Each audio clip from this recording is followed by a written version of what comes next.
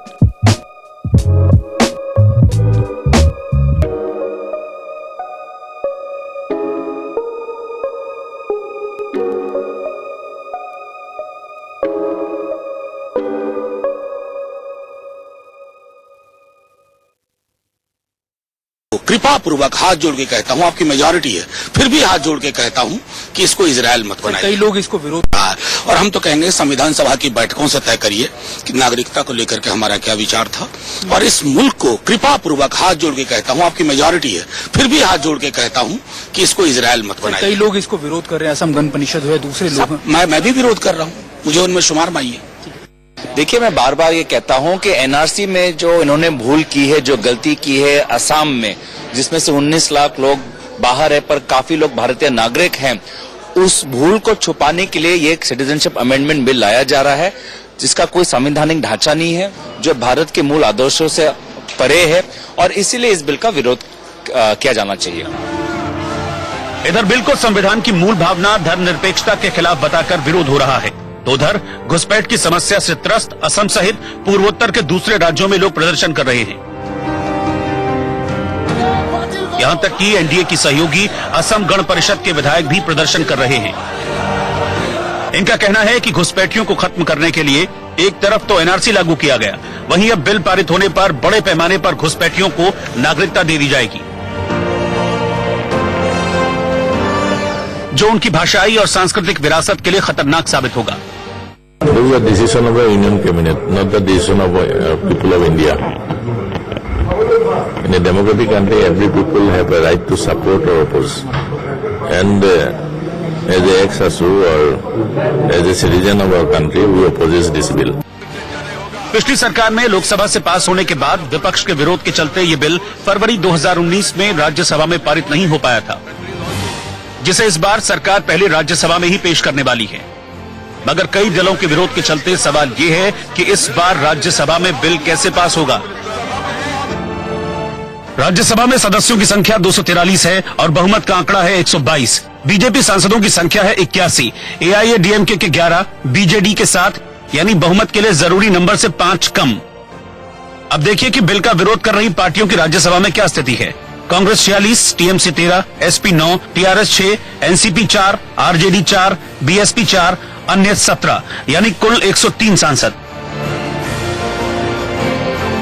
राज्यसभा में बिल के पक्ष में 117 और विरोध में 103 सांसदों के बाद बाकी बचते हैं 23 सांसद।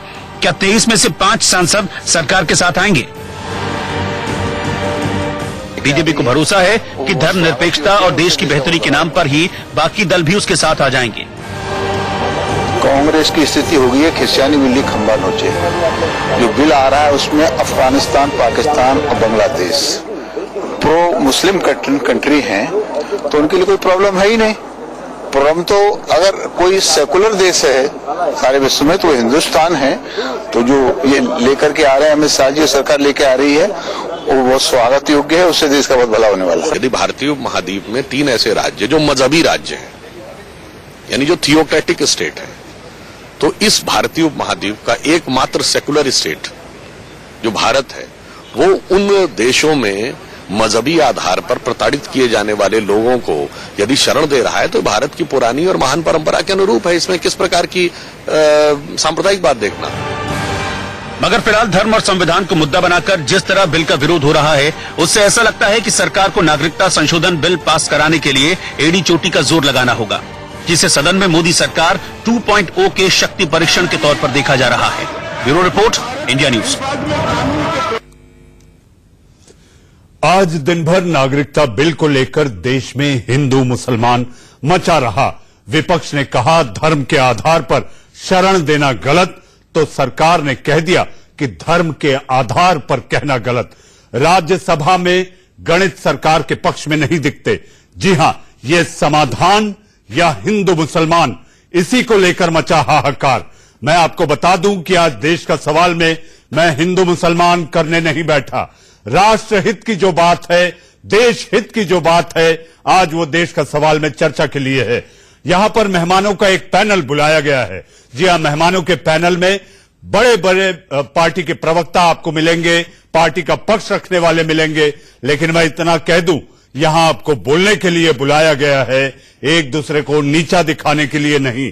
जी हां, बोले वही जो आप बेहिचक सोच सकें और जवाब जिसका आप सुन सके। ये देश का सवाल है। मेरे साथ बीजेपी का पक्ष रखने के लिए अमन सिन्हा, जी हां, आप पेशे से वकील भी हैं, बीजेपी के प्रवक्ता। मेरे साथ कांग्रेस की विचारधारा को सतत लगातार पुरजोर तरीके से बढ़ा रहे ऐसे निशांत वर्मा, आप राजनीतिक विश्लेषक हैं, लेकिन आपकी विचारधारा कांग्रेस के इर्द गिर्द घूमती दिखती है। मेरे साथ देश रतन निगम साहब, आप वरिष्ठ वकील हैं, आप राजनीतिक विश्लेषक भी। जी हां, मेरे साथ नेह श्रीवास्तव साहब, आप मौजूदा दौर में वरिष्ठ अफसर हैं और भारत सरकार के गृह मंत्रालय से आपका ताल्लुक है। मेरे साथ अनिर्बान बनर्जी, जी हां, आप राजनीतिक विश्लेषक हैं, कोलकाता से बैठे हैं, तो आप समझ गए होंगे कि आखिर ये किसका पक्ष लेकर अपनी राय रखेंगे। और मेरे साथ संजय द्विवेदी, जी हां, इस बार थोड़े खुश दिखाई दे रहे हैं क्योंकि इस बार जवाब उनको सरकार के खिलाफ देना है, लेकिन अब वो खुद सरकार में बैठ गए जिसका राज्य का नाम है महाराष्ट्र। जी हां, सबसे पहला सवाल अमन सिन्हा साहब, क्या ये नागरिकता संशोधन बिल मुसलमानों के खिलाफ है? क्योंकि इसमें 6 पंथ तो हैं लेकिन मुसलमान नहीं।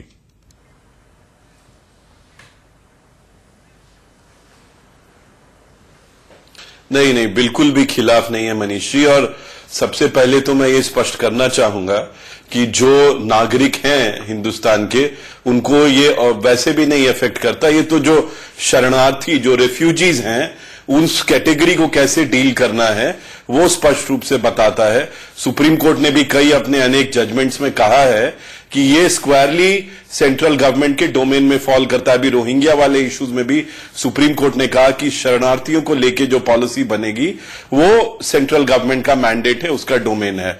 अब जहां तक क्लासिफिकेशन की बात है मनीष जी, सभी को जानकारी है 1947 में जब देश को आजादी मिली उस समय चाहे पाकिस्तान हो, बांग्लादेश हो या अफगानिस्तान भी हो, वहां पे जो माइनॉरिटीज हैं, जो हिंदू जनसंख्या या बाकी धर्मों की जनसंख्या, सिख, बौद्ध, जैन, वो अच्छे खासे प्रतिशत में करीब 25% तक थी।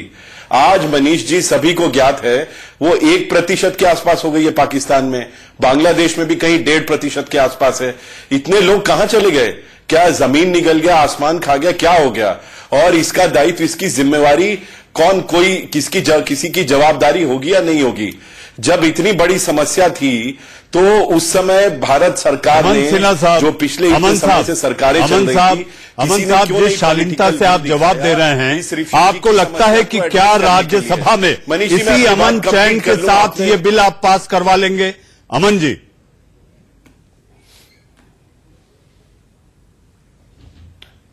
नहीं, मुझे पूरा भरोसा है, विश्वास है मनीष जी, क्योंकि जितने भी लोग आपके पैनल में बैठे हैं, जो संसद में भी हैं, वो सभी लोग जानते हैं कि इसमें कुछ किसी धर्म के खिलाफ नहीं है। जो शरणार्थियों का विषय है उसको कैसे एड्रेस किया जाए, उस बात पे इसका फोकस है। और स्पष्ट रूप से अगर डिक्लेयर्ड जो आंकड़े आपके पक्ष में नहीं है अमन साहब, अमन साहब, अमन जी, आप आंकड़े आपके पक्ष में नहीं है, जहां पे कि रिलीजियस परसिक्यूशन, देखिए आंकड़े तो सदन के पटल पे ही सिद्ध होंगे मनीष जी, पर हमें विश्वास है कि जितने भी पार्टीज हैं, लाइक माइंडेड पार्टीज, और जो भी सांसद महोदय हैं, वो इस बात को समझेंगे कि ये बिल जो रिफ्यूजीज की समस्या है, शरणार्थियों की समस्या जो लंबे समय से पेंडिंग थी, जो रिलीजियस परसिक्यूशन फेस कर रहे हैं, जो 25% से 1% हो गए पाकिस्तान, बांग्लादेश और अफगानिस्तान में भी, वो कहां चले गए वो लाखों लोग? अमन जी, आप भी पशुपेश में हैं, अमन जी आप भी पशुपेश में हैं। देखिए आप वरिष्ठ वकील हैं, आप जानते हैं कि किस तरह से बारीकी से अपनी दलील देते हुए निकल जाना। अमन जी, आप भी पशुपेश में हैं कि राज्यसभा में आखिर बिल पास होगा तो होगा कैसे? अंगणित नहीं कहता इस वक्त कि वो आपके पक्ष में होगा। निशान जी, शरणार्थियों की बात की जाए तो पाकिस्तान में प्रताड़ित और उत्पीड़न की अगर बात देखें तो उसमें शिया भी हैं, अहमदी भी हैं, कादियान भी। देखिए, सबसे पहला तो मैं ये कहना चाहूंगा कि देश के लोगों को गुमराह करना बंद किया जाए भाजपा की तरफ से। जिस आंकड़ेबाजी की ये बात कर रहे हैं कि जब देश विभाजित हुआ 1947 में, तो पहली बात भारत और पाकिस्तान बना था, बांग्लादेश तो तब था भी नहीं, ईस्ट पाकिस्तान वेस्ट पाकिस्तान था। जिन आंकड़ों की ये बात कर रहे हैं कि उस समय कितने वहां पे माइनॉरिटी अर्थात हिंदू, सिख, बौद्ध इत्यादि थे, तो वो जो सेंसस है वो 1941 का है, 1947 का नहीं है। ये वकील हैं इसलिए बहुत आराम से निकल गए कि जब 47 का विभाजन हुआ तब लाखों लोग यहां से वहां से यहां हुए, तो उसमें एक बहुत बड़ा नंबर उपरांत उसके 1962, 1965, 1971 जिस तरीके से ये लोग एथनिक क्लींजिंग जिसको शब्द देते हैं, ये वही हुआ जो कश्मीर में यहां पे हुआ था, क्योंकि वहां पे टर्मोइल था। तो ये जो कहां चले गए, आसमान निगल गया, जमीन खा गई, ये इन्हें पता है कि ये या तो भारत में आ चुके थे या दुनिया में कहीं और माइग्रेट कर गए थे। अब बात आती है कि ये जो पर्टिकुलर CAB बिल को लेकर के इतना धमाल मचा है, अभी NRC को लेके देखिए। धमाल आप ही की विचारधारा वाली पार्टियां मचा नहीं। मचेगा इसका कारण मचेगा उसका कारण मैं बताता हूं। क्यों मचेगा? अगर शरणार्थी वहां पर उत्पीड़न हो रहा है, निशान जी बता रहा हूं, आपको बता रहा हूं और देश को बता रहा हूं कि NRC जब हुआ तो 19 लाख लोग आसाम में पाए गए जो भारतीय नहीं है। ये किसने ढूंढा? कांग्रेस ने नहीं ढूंढा, भाजपा ने नहीं ढूंढा, मोदी साहब ने नहीं ढूंढा, सुप्रीम कोर्ट की मॉनिटरिंग में हुआ। उसमें निकल के आया 12 लाख हिंदू हैं। अब हो गया इनका बैकफुट कि नहीं साहब अब तो हम फिर से करेंगे। त्रिपुरा के चीफ मिनिस्टर बिप्लब देव जो कि भाजपा के हैं, उनका स्टेटमेंट है कि एनआरसी लागू हुई तो मेरी चीफ मिनिस्टरशिप चली जाएगी। हेमंत बिस्वा शर्मा ने भी कहा था, मेरे पिता बांग्लादेश का वहां का लेटर लिए निशान जी, इस बीच ओवैसी ने कहा, असदुद्दीन ओवैसी ने एनआरसी और नागरिकता संशोधन बिल पर क्या कहा है, आइए हम आपको सुनवाते हैं। लाया जो मीडिया के रिपोर्ट्स के मुताबिक, मीडिया के रिपोर्ट्स में कहा गया कि जो नॉर्थ ईस्टर्न स्टेट्स को उससे एग्जाम रखा गया है, यही है ना, नॉर्थ ईस्टर्न स्टेट्स को एग्जाम रखा गया ना उससे। आप मीडिया ने कहा कि नॉर्थ ईस्टर्न स्टेट्स को उससे एग्जाम रखा गया, ऐसी खबर है। हाँ, ऐसी खबर, अगर ऐसी खबर है तो ये खुद आर्टिकल 14 और 21 का वायलेशन है। आप ये कानून सिटीजन का दो देश में कैसा रहेगा, दो कानून कैसा रहेगा। दूसरा ये कि ये आप रिलीजन के ऊपर कानून बना रहे हैं, अगेन ये आर्टिकल 14 और 21 का वायलेशन है। तीसरी बात ये है कि हम जिसने हमारा संविधान बनाया और सिटीजनशिप का एक्ट बनाया गया, उसमें तो कभी ये बात जिक्र ही नहीं था कि मजहब की बुनियाद पर सिटीजनशिप दी जाएगी। चौथी बात, अगर कोई एथिस्ट होगा क्या करेंगे आप, और अगर कोई कहेगा कि मुझे पॉलिटिकली विक्टिमाइजेशन है, उसका क्या करेंगे आप। पांचवी बात यह है कि हम लोग नॉन रिफ्यूलेंट डॉक्ट्रिन को मानते हैं और आईसीजे में हमने कुलभूषण का केस लड़ा। क्यों लड़ा? क्योंकि हमारे पास रूल ऑफ लॉ है, एक हाई मॉरल ग्राउंड है। इस तरह के कानून बनाने के बाद पूरी दुनिया में हमारा एक मजाक होगा अगर ऐसा कानून बनता है।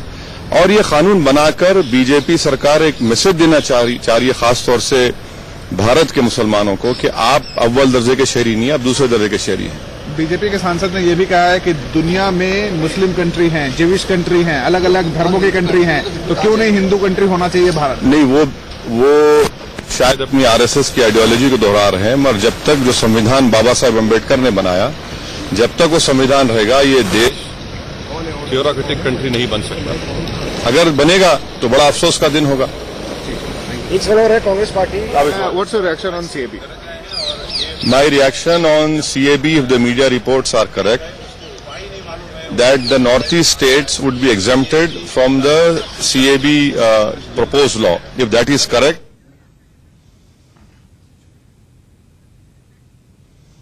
आपने विरोध में ओवैसी को सुना, तो अब पक्ष में बीजेपी सांसद रवि किशन को भी जरा सुन लीजिए।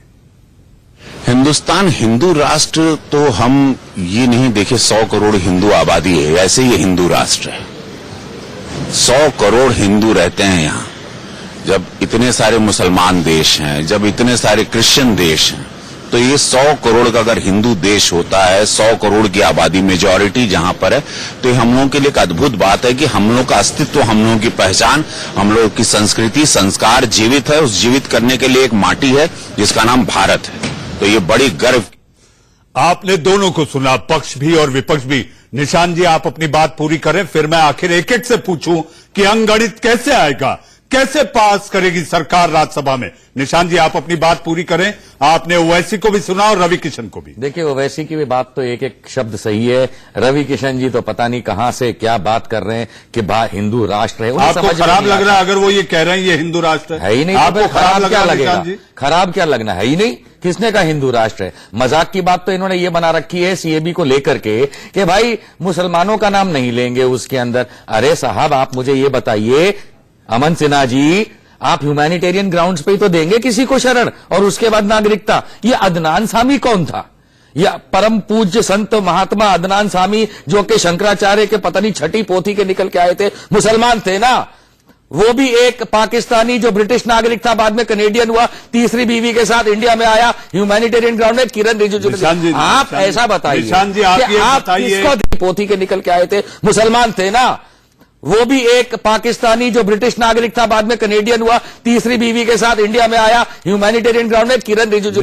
आप ऐसा बताइए, निशान जी, आप किसको देना? आपके विरोध के साथ साथ आपको लगता है कि जो अन्य दल है जो इस बिल का विरोध करेंगे राज्यसभा में, आपको लगता है ये पेच से बीजेपी निकाल पाएगी? नागरिकता दी जाए, भाजपा को डर इसी बात का है कि ये नहीं जीत पाएंगे, इसीलिए राज्यसभा में पहले पेश कर रहे हैं। संजय द्विवेदी जी, अमन सिन्हा जी, आप नहीं करा पाएंगे पास, निशांत वर्मा का कहना है।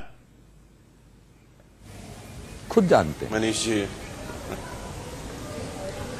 नहीं मनीष जी, देखिए, जहां तक नंबरों का प्रश्न है, जैसा मैंने कहा कि पहले भी कई विधेयक जिसपे ऐसे कयास लगाए जा रहे थे कि तो वो नहीं पहले पास लोकसभा होगा। में ले आइए वो ना सरकार सफल सिन्हा हुई, साहब, से पास इतना करा ही डेयरिंग और है, हमारे मित्र निशांत इतना वर्मा जी- डेयरिंग है तो पहले लोकसभा में पास कराइए, ठीक है। फिर राज्यसभा में अच्छी लाइए बात ना। है, अच्छी बात है। काहे डर रहे हैं? आपके प्रश्न का जवाब दे रहा हूं। अब हमारे मित्र जो है निशांत वर्मा जी, ये भी वकील हैं, पर कई बार भूल जाते हैं, कई बार ऐसे अंतर विरोधी सेल्फ डिफीटिंग आर्गुमेंट्स देने लगते हैं। अब कह रहे हैं अदनान सामी जी को क्यों दे दी नागरिकता। अरे भाई, किसी मुसलमान को नागरिकता मिले तब भी आपको समस्या हो तो जाती है। फिर वो कानून किसी तो को नहीं एग्जिस्ट मिले करता है तब भी वकील समस्या साहब, होती है। आदरणीय आपको हर अधिवक्ता समस्या जी, होती है। जो तो मैं कानून आपके एग्जिस्ट arguments में करता नहीं है जा रहा। उसमें पर 3 प्रश्न देशों ये के है, नाम डाल के देखिए, क्या ऐसा राजनीति है, खेल ऐसा रहे है, हैं, ये श्रीमान जी। बताइए।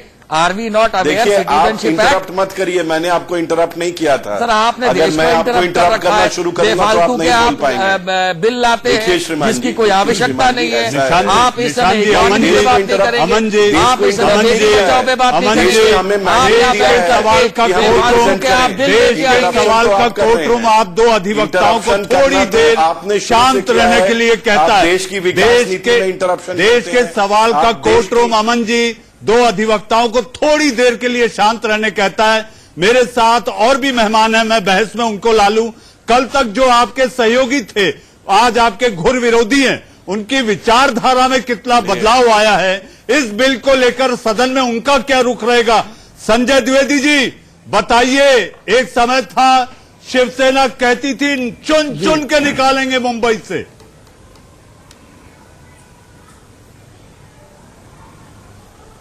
नहीं शिवसेना ने कभी नहीं कहा मनीष जी यार। अरे क्या बात कर रहे हैं बाला साहब की, बाला साहब की आप एक एक स्पीचेस निकाल लीजिए उनके भाषण को निकाल लिया। अब सुन लीजिए बात, अब बात सुन लीजिए, बात सुन लीजिए। 1996 में उन्होंने कहा था हाँ जो घुसपैठिए आए हुए हैं बाहर देशों से, तो सरकार भी तो यही कर रही है, तो आप अपना रुख साफ करिए। आप सरकार के साथ रहेंगे या नहीं? वो सरकार के साथ में है, सरकार साथ में है, लेकिन कोई बिल ला रहे हैं उस पर जब संसद में लाएंगे बिल या राज्यसभा में लाएंगे उस पर हमारा राष्ट्रीय नेतृत्व तो विचार करेगा। आपको क्या लगता है, आपको क्या लगता है विचारधारा के तहत आप सरकार का साथ देंगे? विचारधारा के तहत आप सरकार का साथ देंगे? आपका गठबंधन टूटा और आपकी कुर्सियां बदल दी गई थी। ये तो जब बिल नहीं, ये तो विचारधारा की बात नहीं। हमने फिर आपसे वही बात कही, विचारधारा तो आपने अपना ली, सेकुलर वाली विचारधारा। तो अगर आप सरकार के साथ जाते हैं तो आपके दो दल जो इसके विरोध में हैं वो आपके साथ कैसे बने रह सकते हैं? मनीष जी मैं टोक रहा हूं आपको, मनीष जी मैं आपको टोक रहा हूं। भारतीय जनता पार्टी 1998 में गठबंधन एनडीए बनाया था तो शिवसेना के अलावा उनके कौन ऐसा साथ है? इन्होंने अपने राम मंदिर मुद्दा है, हिंदुत्व मुद्दा है, सब मुद्दे हटा दिए थे। आप पढ़ के देख लीजिए, अभी इनका जो अभी घोषणा पत्र आया ठीक है, जहां सहूलियत हुई द्विवेदी जी। मेरे साथ नए श्रीवास्तव साहब भी हैं। नए साहब आप गृह मंत्रालय से आते हैं, आपसे ये जानना चाहेंगे कि आखिर ये जो एक तरह से भ्रम फैलाया जा रहा है कि ये मुसलमान विरोधी है, मुसलमानों के लिए दिक्कत हो जाएगी, तो मैं आपसे आशा करता हूं कि देश आज आपको देख और सुन रहा है। आप स्पष्ट करें कि स्पष्ट प्रमाण भारत में रहने के नागरिकता का आखिर क्या होगा और किसी को क्यों डरना चाहिए?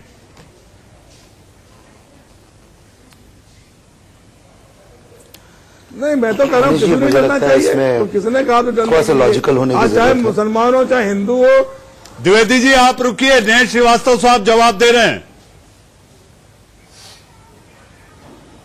नहीं जी, मनीष जी इसमें लॉजिकल होने की जरूरत है, बिकॉज सिटीजनशिप अमेंडमेंट बिल जो है इसको अगर आप बैक ट्रैक करें तो ये जो 3 थियोक्रेटिक कंट्रीज हैं, बांग्लादेश, अफगानिस्तान और पाकिस्तान, वहां पर जो पार्टीशन के बाद से जो भी रेगुलर जो सताए गए लोग थे हिंदू, बेसिकली वो हिंदू थे, और इसलिए आज इसको आप मेरा ख्याल है रिलीजियस आने से इसलिए देख रहे हैं क्योंकि इसमें सिर्फ हिंदू, जैन, पारसी, सिख और बाकी लोग हैं। जी हाँ, 6 लेकिन मुसलमान नहीं है। बट सोच के देखिए कि क्या इन तीनों कंट्रीज में, ये थियोक्रेटिक कंट्रीज हैं और ये तीनों कंट्रीज, इनमें से कोई मुसलमान नहीं आया है हिंदुस्तान में। मिनिस्ट्री का स्टेटमेंट दे रहे हैं ये इसमें हिंदुस्तान मुसलमान नहीं आया हुआ।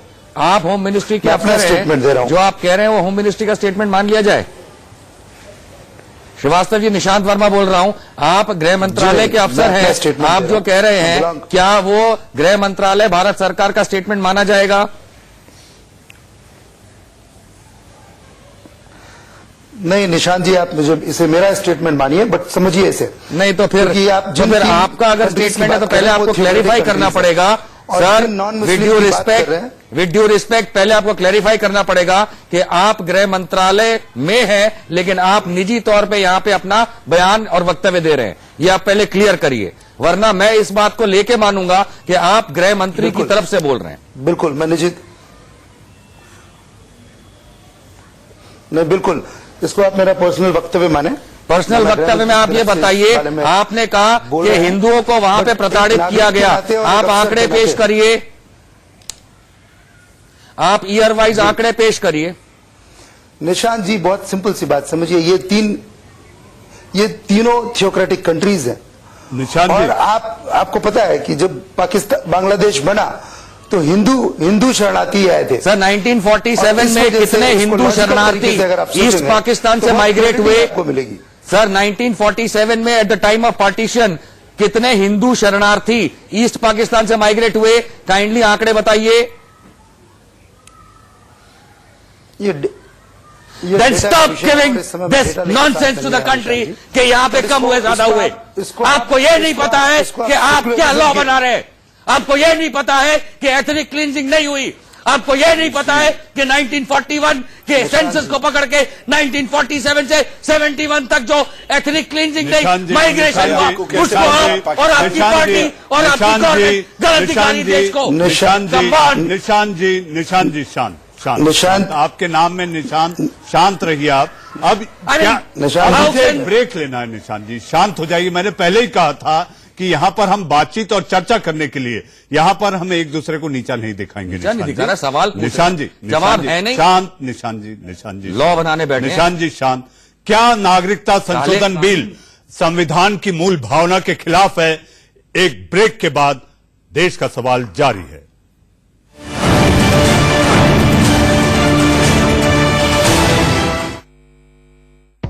देश का सवाल में स्वागत है। जी हां, हम चर्चा कर रहे हैं कि आखिर नागरिकता संशोधन बिल को लेकर क्यों मचा है बवाल, क्यों मचा है हाहाकार, और यह आखिर कैसा संघर्ष? क्या फिर सांप्रदायिक तनाव फैलाने के लिए किसी की साजिश तो नहीं?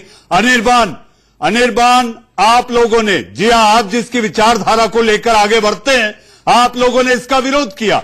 आपने विरोध 370 का किया, आपने 3 तलाक का किया, लेकिन बीजेपी जो है अपनी पुरजोर ताकत से उसे पास करवा लेती है।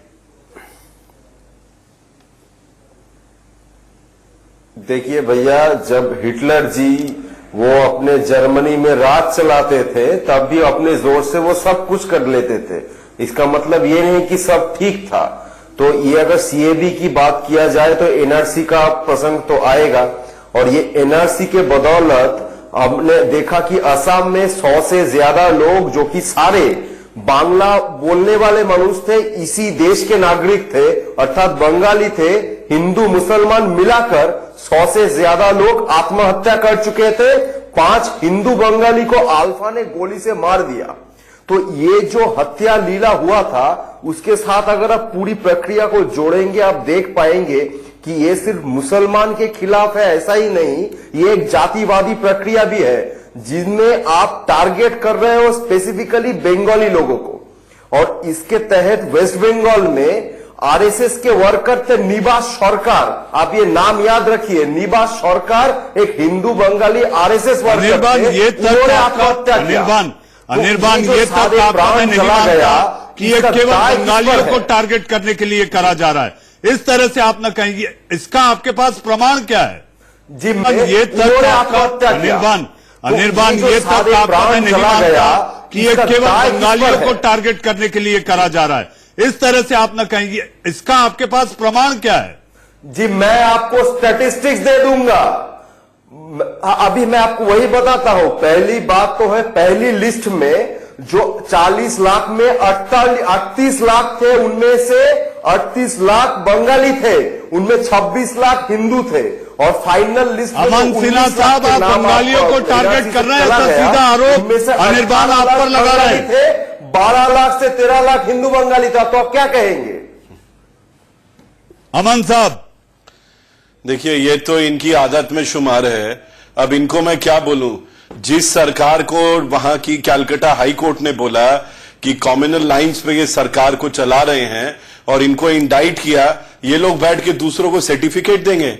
और मैं इनको बता दूं, ये यहाँ पे बैठ के आप शब्द बोल रहे हैं। आप झूठ भारत के प्रधानमंत्री नरेंद्र मोदी जी विश्व का सबसे बड़ा चुनाव जीत के आए हैं। मत बोलिए जी, नहीं कहा है। आपके दुर्गा पूजा पंडाल के रोकने वाले मैटर में ये कहा है। आप नहीं कहा। मैं आपको कोट कर रहा हूं, मैं कोट कर रहा हूं। ऑर्डर का रेफरेंस दीजिए। I am speaking with order का रेफरेंस कन्विक्शन। दीजिए। नहीं, हाई कोर्ट ने कहा है कि कम्युनल लाइंस पे आप इंडाइट किया है आपको। नहीं, आप ऑर्डर का रेफरेंस ही तो दे रहे हैं। हो या दुर्गा मैटर पूजा पंडाल वाले मैटर में कहा है, और मुझे आपके सर्टिफिकेट की जरूरत नहीं है। आप किसको हिटलर कह रहे हैं? केस नंबर बता दीजिए। आपके हिटलरशाही जो है पश्चिम बंगाल में ममता बनर्जी करती होंगी। केस नंबर भारत के प्रधानमंत्री नरेंद्र मोदी जी विश्व के सबसे बड़े चुनाव आपके सर्टिफिकेट के आपके विरोध के बावजूद जब जो मुद्दे आए, 370 हो, 30 तलाक हो, बीजेपी ने बिल पास करवा लिया। ये मोदी 2 का शक्ति परीक्षण है। आप ये बताइए कि आप इस तरह से कहकर कि बंगालियों को सामने रखकर या पश्चिम बंगाल और पूर्वी राज्यों को सामने रखकर हो रहा है, आपको लगता है कि ये बिल फिर एक बार पुरजोर विरोध के बावजूद पास हो जाएगा? नहीं, मेरा इस बार का विश्वास है कि ये पास नहीं होगा। ये बीजेपी को भी पता है, और जो 3 उपचुनाव हुए बंगाल में, उनमें तीनों सीटों में बीजेपी का जो हाल हुआ, वो उनके नेता चंद्र कुमार बोस, उन्होंने खुद कहा कि ये एंटी बंगाली एनआरसी और सीएबी के बदौलत बीजेपी को हार देखना पड़ा। तो बीजेपी के अंदर ये हड़बड़ी मच गई है कि एनआरसी और सीएबी के लिए हम लोग सारे डूब जाएंगे। अरे तो क्या हर भारतीय जनता पार्टी वहां पे जिस गति से ग्रो कर रही है, आपको मैं आश्वस्त करता हूं कि अगले विधानसभा चुनाव में आप लोग कहीं नहीं होंगे। ये बताइए, आप बाई इलेक्शन लेके खुश रहिएगा, इलेक्शन हम लोग जीतेंगे। 3 कंट्रीज का नाम जोड़ के क्या फर्क? अच्छा, इन्होंने भी बोल दिया, जरा इनकी बात का जवाब दे दें। जी, वैसे ये भी बताइए, हमारे पास कोई भी शरणार्थी आता है और रूल्स एंड रेगुलेशंस के तहत वो नागरिकता पा सकता है। तो आपने 3 राष्ट्रों का नाम लगा के और मुसलमान को छोड़ के आपने क्या तीर मारा? क्या तीर मार लिया? पाकिस्तान में रिलीजियस परसिक्यूशन नहीं हो रहा है। हमारे बीच एक और वकील बैठे, मैं चाहूंगा कि देश रत्न निगम साहब को बुलाया जाए। निगम साहब 6 पंथ आ गए, हिंदू, सिख, ईसाई, बौद्ध, जैन, पारसी, ये सब आ गए। मुसलमानों का क्या इस्लामी फोबिया है जिसके तहत उन्हें शामिल नहीं किया गया? भले ही पाकिस्तान में अगर उनके साथ प्रताड़ना हो रही है तो निगम साहब, और चलाइए कि निशांत वर्मा कांग्रेस पार्टी की तरफ से कह रहे हैं। देखिए, अरे सिन्हा साहब, मैं देश की तरफ से कह रहा हूं भैया कि आपके पास 100 से ज्यादा ईसाई देश है, तो ये ईसाइयों को जोड़ने की नौटंकी क्यों कर रहे हैं? अगर आपका ये ग्राउंड, 1 मिनट, आपका ये ग्राउंड है, 2 ग्राउंड है आपके, कि भाई हिंदू कहाँ जाएगा? तो हिंदू जाएगा नित्यानंद के यहाँ, नित्यानंद के कैलाश में जाएगा। हम तो हिंदू राष्ट्र नहीं है। आप भी चले जाओ, आपके परम मिनिस्टर्स ने एडमिट किया है पाकिस्तान सरकार ने। 150 देश आप इमरान खान से भी आगे बढ़ के पाकिस्तान की वकालत कर रहे हैं। अच्छा, आप पाकिस्तान की वकालत करिए, आप छोड़ दीजिए। जिन्ना की मजार में मत, आप इमरान खान से आगे बढ़ के पाकिस्तान की वकालत कर रहे हैं। देश का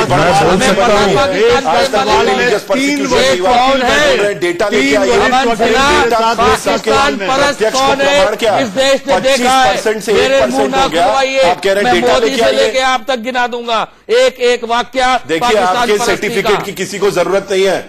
आप तो खुद इमरान खान से आगे बढ़ के बात कर रहे हैं। नहीं, अमन जी कह रहे हैं एक और अधिवक्ता आगे बढ़ के बात करेंगे। एक और अधिवक्ता नवाज शरीफ के साथ देश का सवाल में जो मैंने आपसे सवाल किया उसका जवाब दें निगम साहब। अरे भाई, आप इतने उतावले क्यों हो रहे हैं? लग रहा है आप कुर्सी पे। देखिए, मैं साफ बता दूं, निशान जी, निशान जी, देश सदन निगम, देश का सवाल है, देश सदन ये स्कूल ड्रॉप आउट जैसी बातें ना करें, स्कूल ड्रॉप आउट्स को बोलिए। भी कर रहे थे, कोई रिलीजियस परसिक्यूशन। निगम साहब आप अपना जवाब दें। ये स्कूल ड्रॉप आउट जैसे डिस्कशन ना करें।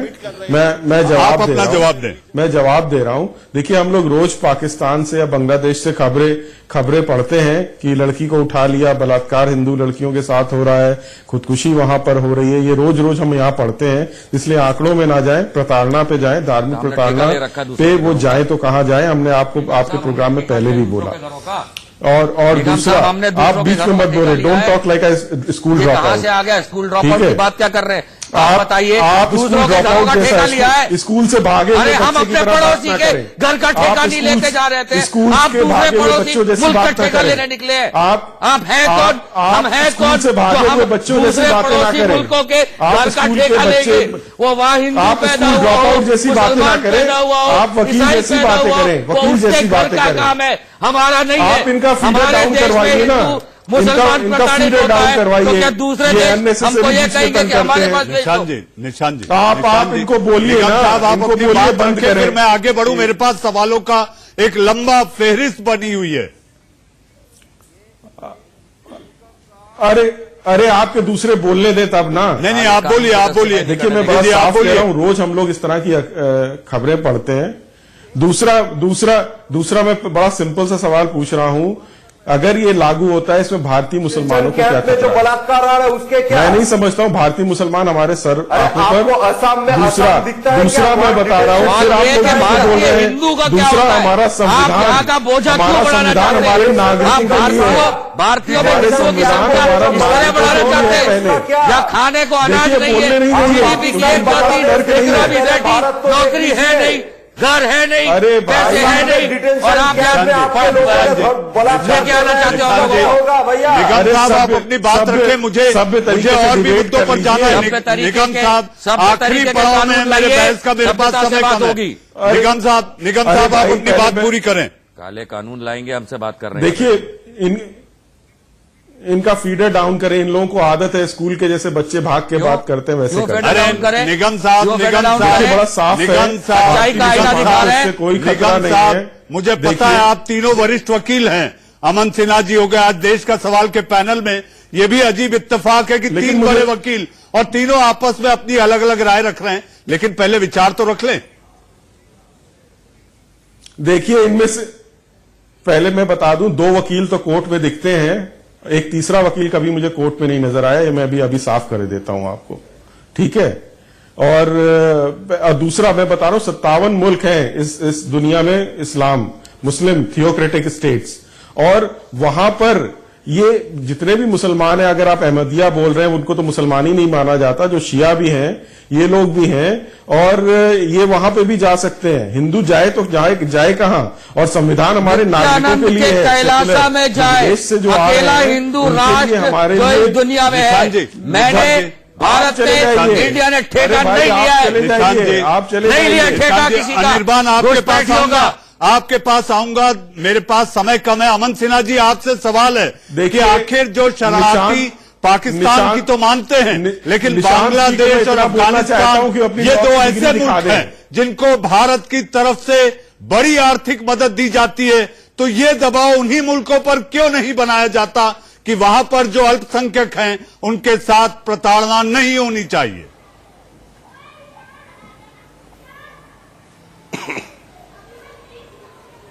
नहीं मनीष जी, समय समय पे भारत सरकार पूर्व में भी और आज की सरकार भी दबाव बनाते रही है, और जो ह्यूमन राइट से रिलेटेड क्वेश्चंस है उसको खड़ा करते रही है।